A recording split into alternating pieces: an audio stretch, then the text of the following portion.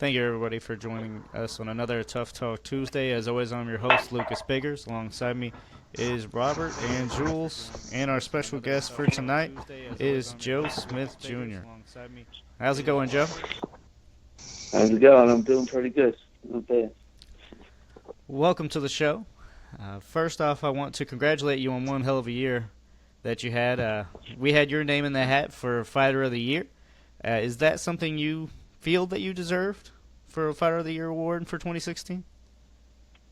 Yeah, I definitely believe I deserved it. I mean, I've done something no one else did this year. You know, I had two big upsets pretty much. You know, I won two fights that I wasn't supposed to win. Well, that people expected me not to win. Right. I'm going to be dead honest. I didn't expect you to win those either. I would say there's two huge upsets. So if you didn't get upset of the year, then the award is just false. Yeah. Now, a lot of people on the internet either downgrade or say it doesn't matter. Hopkins' age putting a damper on that big win of yours. In your eyes, do you think it did? No, I believe he was still the same person that fought Kovalev, and the same person for the last few fights he had. And I feel he was in great shape, and and the same person in there. And I just was a better fighter, and did what other people couldn't do. I mean, yeah, Kovalev couldn't get him out of there. And speaking of Kovalev, I kind of want to get your thoughts on Ward versus Kovalev. How did you see that fight?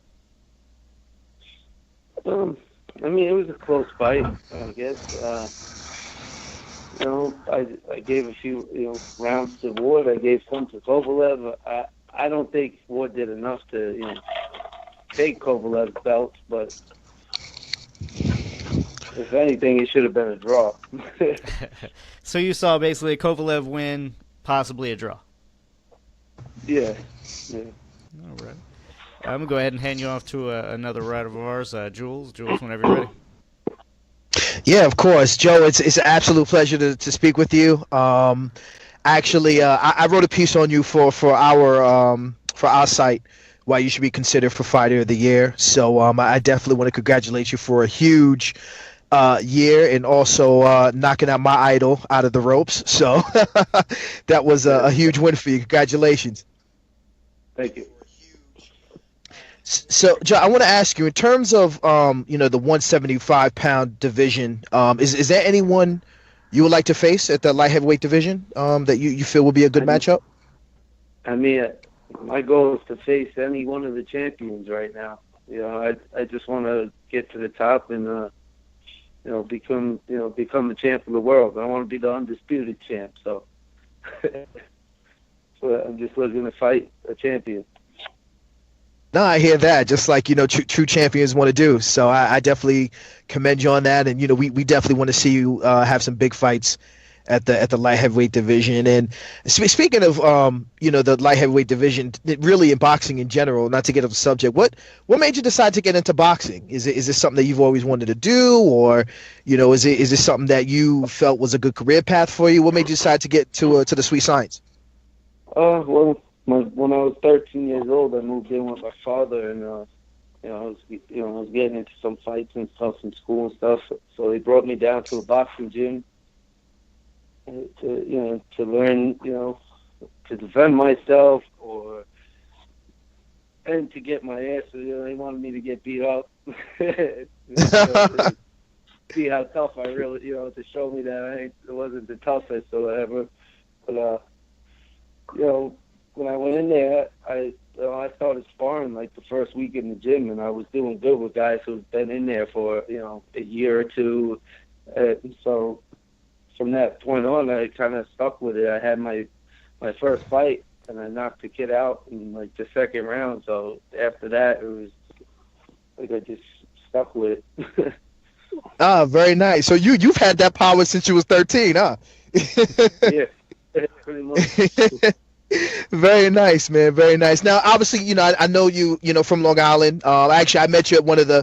You probably don't remember. I saw you actually one of the Paramount fights. So, it was a good time to see you there at the Paramount Long Island. And obviously, with Jerry Cooney being from there, are there any fighters, past or present, that you admire, that you really admired growing up? I really never like admired anybody. I mean, there are fighters that I think were great fighters, great champions in the ring, but I never really idoled anybody like that. I mean, Muhammad Ali, you gotta, everyone's gotta, use him. I like Roy Jones, but that's about it. Okay, very nice, very nice. Now, I know that obviously you work and train at the same time. Obviously, you got that blue collar job, and it's funny. I was just talking about you when you had that win over Hopkins. How you kind of remind me of the marvelous Marvin Hagler, how he used to train and work a hard blue collar job. Is it tough, doing both? Yeah, it's definitely tough doing both. Once I get a fight scheduled, once it gets close, I take off of work completely and just focus on my training because, you can really never push yourself 100% when you're doing both. Kind of tough, just because of that. The time. Not enough time in the day. Yeah, I can imagine. I know it's difficult for you, and in terms of training, getting back in there. Really, my last question for you, Joe. Obviously, having a big win, really having a big 2016. We got obviously names like Adonis Stevens, Andre Ward, Sergey Kovalev. I believe Badou Jack is moving up in weight. I mean, who would you prefer next? You had the big win. Right now you're really the guy. At 175. So I mean, who would you like to face next? There's been a lot of talk about me fighting Stevenson in April. So I'm looking forward to that. I'm hoping we make that happen. Oh yeah, that'll be a nice fight. We look forward to that. We definitely look forward to that. Yeah, it'll be a great one. Two big punches, and it'll make it even better if we fight here in New York at the Coliseum or something where I could actually have my fans come to my fight. Well, I'm in New York, so I'll be there, Joe. I'll definitely be there. I'd make a trip for that one. Rob, Yeah, I believe I felt the place. Rob, whenever you're ready. Thank you. It's a pleasure definitely talking to you, Joe. I appreciate you humbling yourself for giving us this time. My question then is, you said it's real hard for you to work a blue-collar job and then train all the time. With all the action stepping up for you right now, do you feel that you need to focus in 100% on boxing, or you're going to continue to go? No, I'm definitely going to be focusing on boxing, 100%. Like, within the next week or two, I'm probably going to take off work and just train 100%. I mean, I'm doing both now. I'm working, but I'm training, but I'm not, all out training yet. I can't do that right now anyway. You burn yourself out, Exactly. Yeah, I can definitely understand that. So then what are some of the things that you and your trainer work on or focus the most on when you're training for a fight to prepare? Well, it depends on the opponent, but first, we focus on getting in shape, and then, we watch video of whoever I'm fighting once we know, and we just look for mistakes that they make, and things that I could take advantage of to come out on top. Absolutely. So then, why do you think, it seems to be working pretty good though? We had a plan to, as soon as Von Farah started punching, my plan was just to throw that overhand right and punch with him. We did that, and I stopped him. I landed the punch because we knew he left himself open once he started punching. And pretty much the same thing with Bernard. Oh yeah, absolutely. So do you feel that you're still being underestimated by the rest of the boxing world? Yeah, I mean, I'm sure there's still a lot of people out there that, they don't believe that I'm, the greatest boxer or anything like that. They doubt my boxing skill, but I if you look at all my fights, I haven't been hit that much. But it's not, I do whatever it takes to win the fight. Absolutely.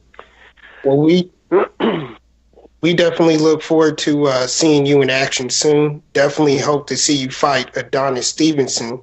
I believe you can shock the world for that fight. He's been ducking a lot of people, so I'm looking forward to that one.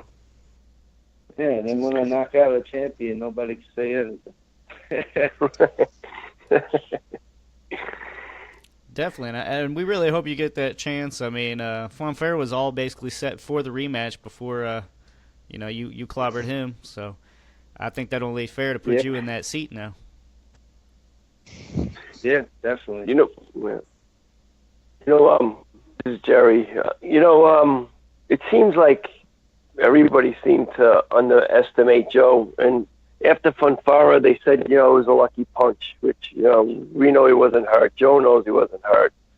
Like he got hit, it looked like he was a little off balance, and they threw that shot. And then when he fought Bernard Hopkins, he was the same Bernard Hopkins that fought Kovalev, and they were saying, well, he's an old man. The commentators, Roy Jones, and those guys, they seemed to be a little tough on him. Talking bad the whole time. But once I knocked him out, you hear Roy Jones going, wow, that's impressive. That was amazing. I mean, listen, I'm sorry. Go ahead, guys. My apologies. No, and then at the end of the commentary, they were like, well, Joe really isn't ready to step up and fight the top guys. I mean, he knocked out the legitimate number 2 guy in the world. I mean, he was legitimately number 2. These other guys, they fight for an intercontinental belt. They get rated in the top 15 in the world, and then they have 1 or 2 fights, and they're rated in the top 5 somehow without actually fighting anybody. Now he fought when Bernard Hopkins, when he retired or when he stopped fighting, when he took that time off, he was 2 in the world. And he left at 2 in the world on with the WBC, I think. So, and it seemed like he was the same guy that fought Kovalev, but nobody said, "Oh, Kovalev beat an old man." They were singing his praises that he was great, and Kovalev was the world champion at the time. So. Sometimes it's a little disheartening to hear. The kid breaks his, he breaks his hump every day. He goes to work, and then, he goes to work. He goes to the gym, and he has 2 great fights. And a lot of the people are singing his praises, but there's also a lot of people out there. I got lucky. I beat an old man. I mean, he took shots at each time he stepped into the ring with these guys, but he still, one was a 15-1 underdog, and the other one was a 3-1 underdog. It wasn't like he was loaded for bear that it was a guaranteed, he was going to walk through these guys. It was the opposite. Definitely. And Fonfara, nobody could say that's a lucky punch. I mean, I've seen Fonfara take some shots. I go up to Chicago. I've seen him several times live. I mean, he can get kicked by a donkey and still be okay. So for him to say it's a lucky punch, it don't make no sense. And then he went he didn't. Just yeah. Then he went on to even fire his coach like it was his fault. No, it's your own fault. You didn't come back with your hands up, and you caught him. You caught him. There's no excuse for him to not have that. But Jules, you were getting ready to make a statement, I believe. No, I was going to say, listen, it's I think. Once again, Joe, you did something that no one, including myself, has ever seen. You stopped Bernard Hopkins. And I think all of us, included even the commentators, we were in disbelief, you know what I mean? Because we didn't expect Bernard Hopkins to go out like that. And that's something that you have to give credit to. You have to give credit to stopping a man. I mean, that was really his first legitimate loss, minus the Kovalev fight, I believe with stopping him, I proved that I am one of that I am the hardest hitting light heavyweight out there. I mean, Kovalev that last round, Kovalev hit him with every punch he had and didn't, couldn't stop him. Couldn't even get him to, every time he hurt him, he got right back up. Exactly. And, Hopkins, there's no excuse for Hopkins either. I mean, look at the guy. He lives, eats, and breathes boxing. He does what you don't do right now, which is basically able to just train full time. That's what he does. He's constantly in shape. And I didn't see any different fighter than what showed up for Kovalev. So right after the fights, we didn't even touch on that. Hopkins kind of making those excuses. I don't know if you rewatched your fight on HBO where he was saying like you pushed him out. What were you thinking when he was saying all that? I mean, I got a little, annoyed with that. I mean, but he's been around the sport forever, and he knows like stuff like that happens where fighters eventually sometimes they get caught and anything can happen, and like he still wouldn't even like admit to it. Like it was like weird to me. Yeah, I mean I thought later on he would have. I thought later on that maybe it's definitely his pride had to hurt. He was a great champion. He can never ever take away his career. And I just thought like a couple of weeks later he probably would have. I figured he was going to say, Or even go and try to get the fight. Like he was going to try to have it turned over, the decision. Like that. That's just, yeah, I heard that too. yeah, there's a little bit of a delusion there on his behalf. Now, in the Fonfara fight, you caught him early, but you also seemed to get caught with a couple. Were you hurt before you actually put him on his ass? No, honestly, I was never hurt when right before I hit him with the overhand right, I did cross my feet and I went off balance as he was hitting me, so it kind of it looked bad. But I was never like stunned at any point in that fight. Okay. Jules, Rob, anything else? No, I'm good. You answered all my questions. I appreciate it. Thank you.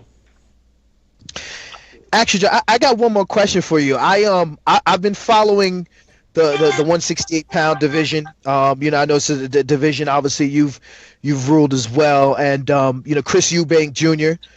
Just had a big win, won the IBO belt. If you weren't able to get like fights with Stevenson, not saying that you won, but if you weren't able to get those fights, would you think of maybe a showdown with Chris Eubank Jr. overseas? Would that be something like you'd be interested in as well? I mean, whatever my promoter and my manager got for me makes happen. As long as I get paid and I'm moving up, I'll fight anybody.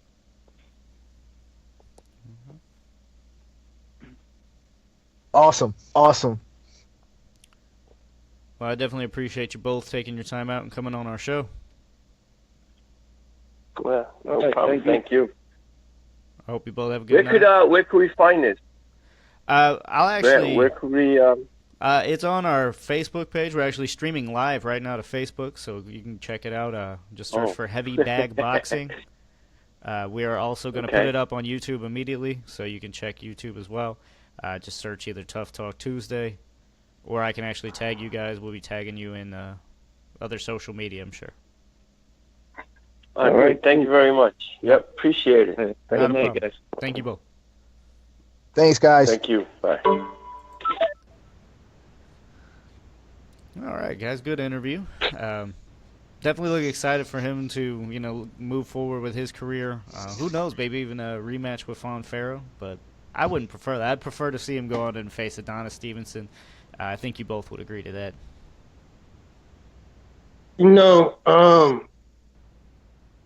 Inspired by the interview with him, I'm kind of feeling like going on a little bit of rant, and this is crazy because this is something that I don't normally do. No, go on and do it. But that's what we're here for. No, Lucas, you're about to be surprised. Listen, the kid has had 2 wonderful knockout victories. Okay, you can't take those away from him at all. The only reason why everybody still is underestimating him is because he came out of left field. His resume is good. Yes, he's a blue collar worker.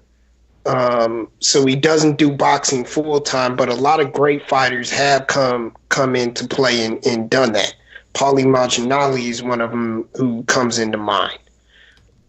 But my issue right now is guys like Adonis Stevenson. Okay, Adonis has ducked the whole field to keep that belt, and then sit there and try to act like he's King Kong amongst everybody in that weight division.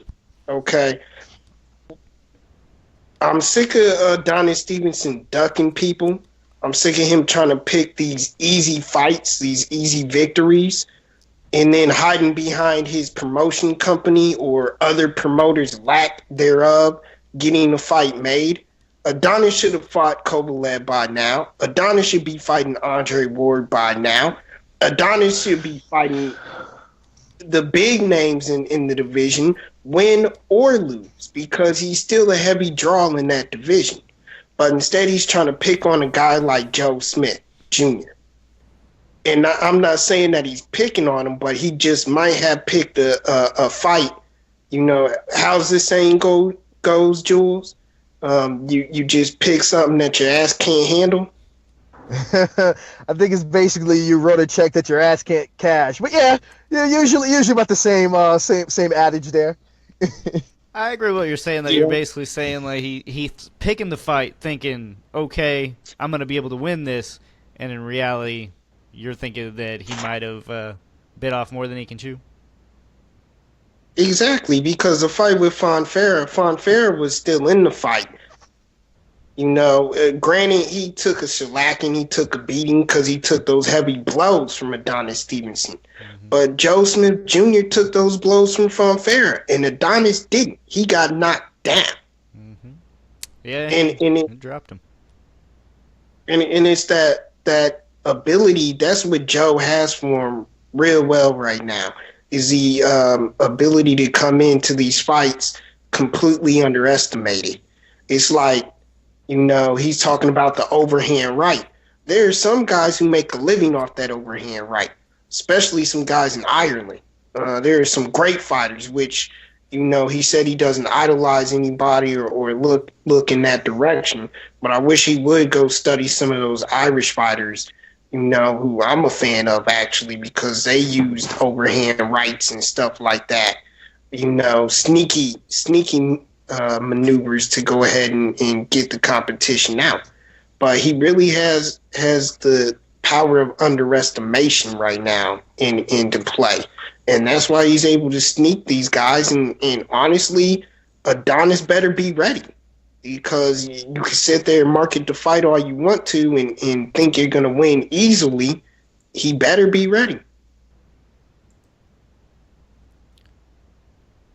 I mean, I'm not disagreeing at all. But do you think Adonis is who you want to see him fight next?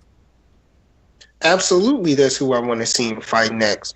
Because what happens when Triple G gets those, you know, you can't really call them meaningless fights, but what do you call them? You know, what do you call them when you're the best and you're not fighting the best? So I'd hate to see him go up against some of these guys and, you know, that aren't as good as he is, demolish them, because then everybody's going to duck him. Adonis will demand too much money. The fight won't get made, you know. So, no, I wish he would fight Adonis right now, while he's hot, while his stock is high, while he's young, you know, so nobody will be afraid to fight him in the long run. Because that's what's going to happen if you throw guys at him that he just completely demolishes. Well, what my idea is and what I'd like to see happen, I don't know if you guys have heard, but Artur Beterbiev, I'm probably saying that wrong, is facing Sullivan Barrera. That's going to be an amazing fight. So whoever wins that to take on Joe Smith Jr. What are your thoughts on that? I agree, but my issue is like I said, you take both of those names. You know, both of those guys are good B-level type fighters. Now, Butterbeef, he's coming up. You know, he's on the up and coming right now. He's had some great knockout wins, but those were tailor-made by and bought and paid for by PBC. Yeah, So- not against, super tough competition, but still 11. So my issue is you put him against the winner, and he goes out and knocks that guy out. Then you have a money dispute on your hands. Adonis all of a sudden wants to get the lion's share of money, and Joe's earned a big payday. And that's the type of problem in boxing right now. It's the Mayweather effect. They think just because your salary was sitting at $250,000, you haven't even seen $1 million yet. You're only worth your biggest payday, while I'm taking $50 million. Right. I mean, he has 2 big knockouts last year. You have nothing, Adonis. In my eyes, boxing again is all about what have you done lately. And right now, it seems the currency amount should be more in Joe Smith's favor currently. Definitely. Right. Yeah. I know Stevenson brings a lot of crowd, but I think Joe Smith Jr. is starting to get his own little fan base going. So. And he touched on a good subject there. He's fought 2 fighters, and he still hasn't worn any heavy, blows to the face or anything like that. Yeah, Fonfara caught him with a good shot, but he's still sitting pretty in the ring. He still got that nice face for the camera, so to speak. So, there's a lot there for him to market.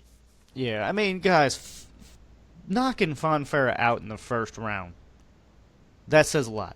Just that.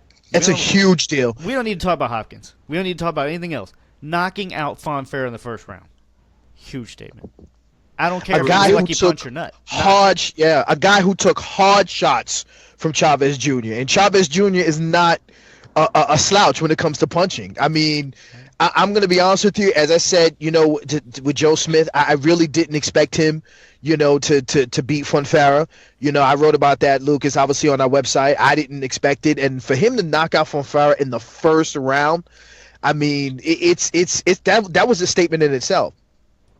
Definitely. I mean, look at how the fight went with Stevenson. I mean, Stevenson lasted pretty much the whole fight. I mean, he did knock down Fonfara, was able to knock down. He got knocked down too, but he lasted into the ending rounds of that fight, whereas first round knockout. I mean, and Adonis Stevenson was able to put away Chad Dawson, and, Stevenson can punch with the best of them. And he wasn't able to put out Fonfara like he did. So, this is a big, big comment by Joe Smith Jr. when he knocked out Fonfara. Big, big comment. Maybe some can debate that he would be a little bit higher. ESPN's divisional rankings has him number 7 right now, below Artur Beterbiev, as well as Nathan Cleverly, Sergey Kovalev, Andre Ward, and they have Adonis Stevenson at the very top. I think I skipped one. Jürgen Brahmir from Germany, but for some reason I'm doubting that we see him fighting Joe Smith Jr. in the States, or that fight gets made even overseas. I'm severely doubting that. Nathan Cleverly is also a good option. I would love to see that fight. I think it would be a great fight. Kovalev or Ward, I don't think we'll see. Stevenson is probably his best chance right now, and I think it's just a matter of time before you see it. Joe might pick up another fight before then, but I definitely think the fight will happen. Moving away from that, and I know we didn't talk last week because the Joe Smith Jr. interview was canceled, so we just went ahead and rescheduled it for this week. So we do kind of want to talk a little bit about the previous week's fights and how it ended. Guys, if I'm not wrong, I'm the only one that picked Santa Cruz, right? Yes, you are, Lou. Yes, you are. Say what, bro? Notice I didn't say nothing. I heard crickets, yeah. No, I mean, I think I had kind of the same doubt you guys did that Santa Cruz would actually make the changes he did, but I'm glad he did. I mean, it definitely proved it right, and I love being proved right. So, but that was a great fight again. It looked similar to the first one, guys. But Jules, he did make those changes, no? He did, and that's what I was alluding to. I know, Rob, we talked about it. I felt that if Leo Santa Cruz made the changes, used that reach, used the lateral movement, not really get caught in the slugfest with Frampton, he would win. And that's pretty much what he did. And also what I like about Leo Santa Cruz is what he did that week is he said, you know what? I'm going to bang with you when I want to, but I'm also going to show you I can box on the outside. And that's what really made him win. I felt like when he was getting on the inside banging with Frampton, it was like, okay, deja vu of the first fight. As soon as he stepped back, used that jab, throwing that right hand, using that reach advantage, that's when you saw Frampton was like, you know what, I can't get on the inside of this guy, and it's not going to be like the first fight, and that's why he won. So he made the adjustments very well. Right, and Mikey Garcia also. Mikey Garcia had an impressive KO victory. What do you guys think about a possible Mikey Garcia versus Lomachenko? Should happen now. Right now. 3 months from now, that fight should be made. I mean, let's be honest, guys. If Mikey didn't have the disputes with the promoter and all of that, this fight would be happening now. And it should. Because it would be, and it would be high dollar fight at that. Because Mikey would have carried that momentum. He would have kept on winning. And who knows? Maybe Mikey Garcia would have defeated Nicholas Walters before Lomachenko did. That fight needs to happen immediately. Maybe. I would love to see it. I think it's one of the best fights in boxing to be made. Right up there alongside Canelo Golovkin. But I actually moved away from Santa Cruz, Frampton before I wanted to, guys. There almost has to be a rubber match, guys. I mean, I don't see it getting away. There's a lot of money involved. It's a great fight. I'm sure it got some good ratings. But the question now is, can Frampton win the third one? And I doubt it. I doubt it, guys. What do you think? Well, this is why trilogies are made, though. Because you have Santa Cruz, who has to make the necessary adjustments. People don't think he can. Frampton didn't think he would, certainly, the way he came out and fought. And he did that. So now you look at it the other way around. Frampton obviously thought that he was really going to wear out Santa Cruz and beat him. As he said, he thought he was going to beat him better the second time around. It didn't happen, so he has to make some adjustments. That's what trilogies are all about. It is making the necessary adjustments to make sure that the fight goes the other way. The best part about that is it builds up to a third fight, which you have the potential of actually getting the best fighter in both guys. And that's where, big time fight of the year, not even that, a classic is in the makings when that happens. I'm gonna jump on that. Lucas, it's Rob, you made a good point in terms of the adjustments, and I think that with Frampton, he's gonna have to beat Joe Frazier in the third fight against when Joe Frazier fought Muhammad Ali, and that he's gonna have to really put on the pressure, for 12 rounds, because as we just said, Lucas and Rob, Leo Santa Cruz was able to make the adjustments in the second fight by not banging and saying I can move and box, and Frampton had the problem of trying to lure Santa Cruz in a toe-to-toe battle, as he was able to do in the first fight. Now Santa Cruz said, "Oh, third fight, I'll outbox him." Now I'm not even going to bang with him. I'm just going to outbox him for 12 rounds and make it look easy. So Frampton is going to have to put the pressure on him nonstop, and that's what I want to see. Can he do that for 12 rounds? Cut off the ring, be in Santa Cruz's chest, and make him fight. That's what I want to see. Could he do it? I don't know. I would like to see it. Not without taking a lot of punishment. Go ahead, bro.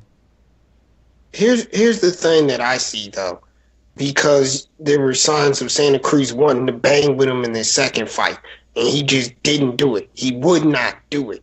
But we all know how Santa Cruz is. This being the third fight, the finale, the big one, the showstopper. I don't see him not trading with Frampton. I don't see him. I see him going in with a different mind for this fight, even if his dad says don't do it. Right. Frampton is a banger no matter what. I think for this fight, he's going to say, okay, I can do the best of both worlds in box and brawl. And that's what makes this a classic, because he's going to try to do that thinking that he can outwill Frampton. And, Frampton's going to have to adjust. Yeah, I think he's going to make the adjustments to be sharper, and you're going to see more accurate punching for Frampton. That's the key in this fight. I think it's not really more so Santa Cruz making the adjustments, but Frampton just wasn't accurate at all. A lot of those punches were wobbly, crazy, wild. It wasn't very accurate at all.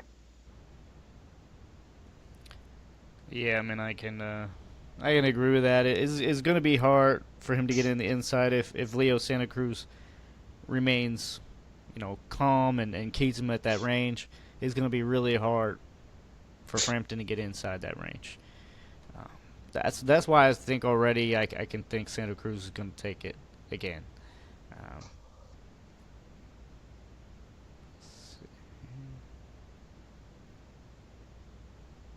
Now this coming week on PBC on Thursday night they had Luis Collazo taking on Sammy Vasquez.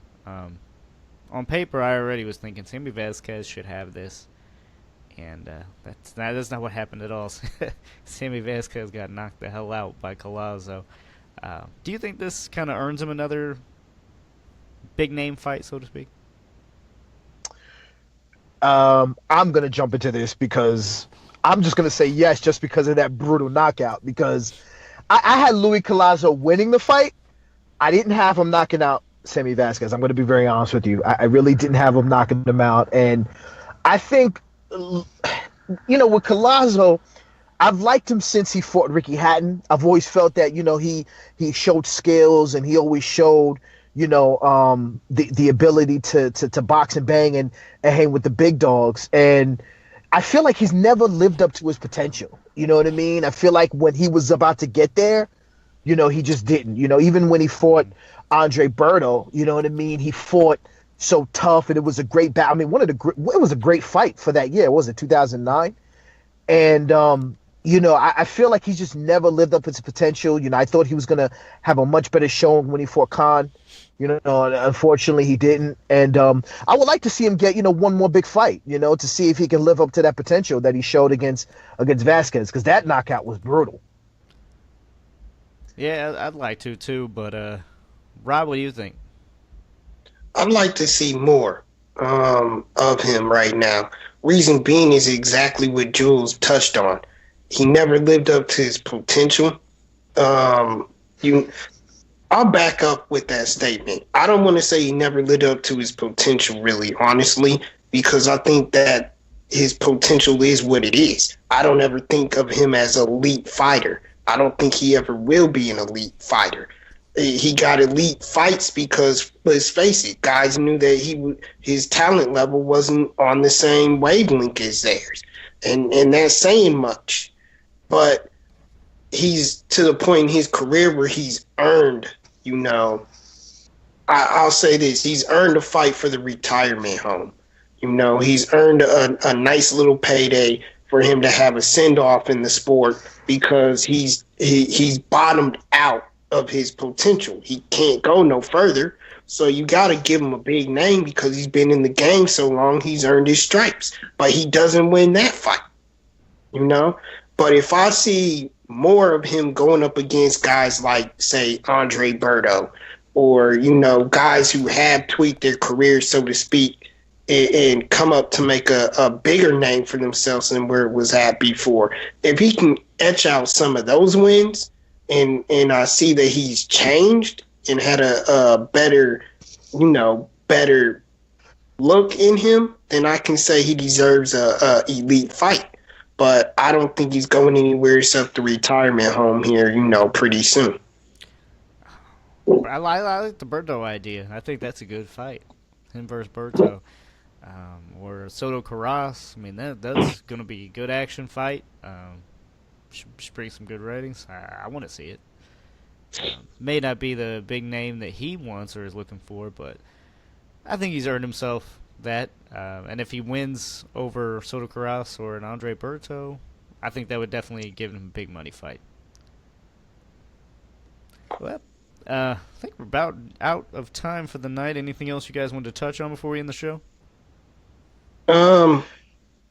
Real quick, I just saw Fonfara versus Chad Dawson on the undercard of Garcia Thurman.